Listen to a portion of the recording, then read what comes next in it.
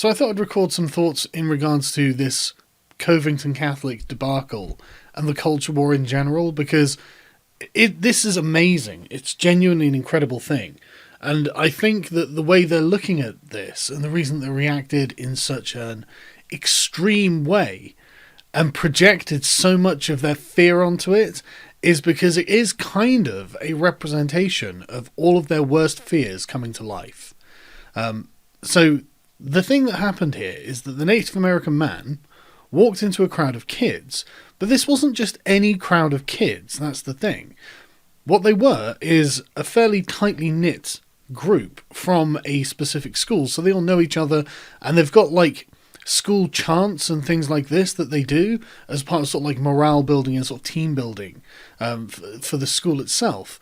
And this is fine, obviously, but it means that these kids, and taken out of their regular school environment and into the world itself, like they act as kind of a group, and they seem very groupish in what they're doing. And none of this is bad, obviously. This is totally normal, healthy in many ways, you know, that they have this kind of school pride and things like this.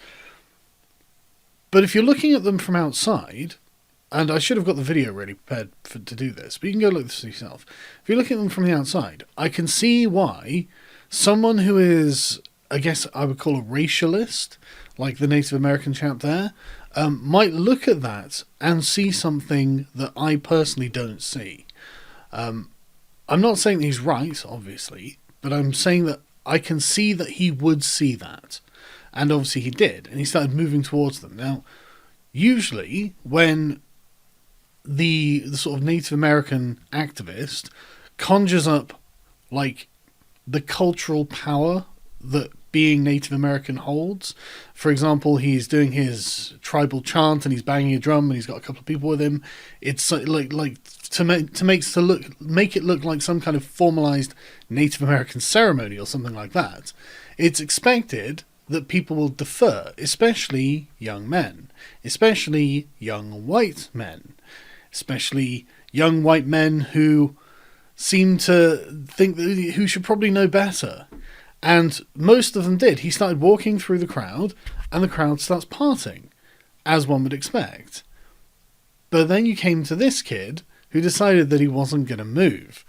And so the Native American got quite agitated, like quite aggressive and assertive with it. I mean, you can see just from this picture, the drum is really close to the kid's head, and the guy's banging in front, but the kid maintains this amazing composure.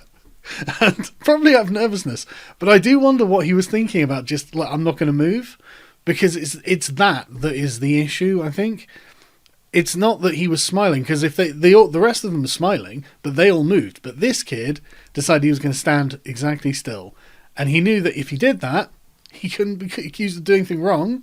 But he didn't have to move, and you can't stop him from smirking. And so this looks like a repudiation of the cultural power that has been assigned to sort of like the Native American culture to the far left. I think that's how they're viewing it. And that's why to them he looks like white supremacy. He looks like, you know, a white man who is disdainful of this.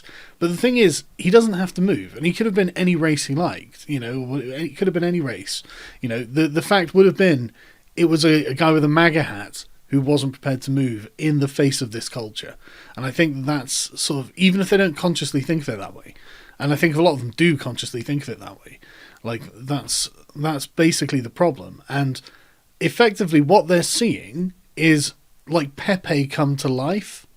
That's basically it. It's the kind of condescending, I don't care about your standards smirk. I have my own morals, my own values, my own system by which I judge right and wrong from the world. And that doesn't tell me that I have to move when you try and walk through me, because he doesn't. He really doesn't have to move. And there's no compelling force other than the sort of cultural impetus that follows behind the display that this guy's putting on, the Native American guy's putting on. And the kid's right, he doesn't have to move.